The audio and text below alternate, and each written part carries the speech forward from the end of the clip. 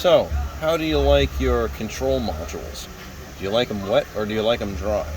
Well, I like them dry, but in this case, we got a wet module here with a bunch of busted wires and they're all corroded. Looks like this one was repaired at one time. And we could see, oh, look at all that flavor and Gugats that's in there. That can't be good. The module, well, look at that. It's been underwater for quite some time.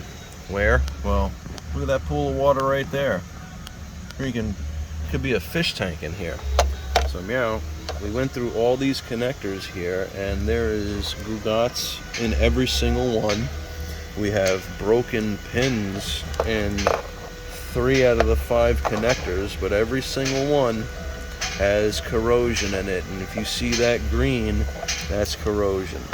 So I bet if we open up this module, freaking board's gonna be green because, well, that's been underwater. The water's made it so far to get into the spare tire area to almost give a water-cooled battery. Now, what did we find the cause? Well, here's our sunroof drain that is completely and utterly clogged with debris. Ladies and gentlemen, you need to be aware of where you park, and you need to actually service your panoramic sunroof drains, or this could be you.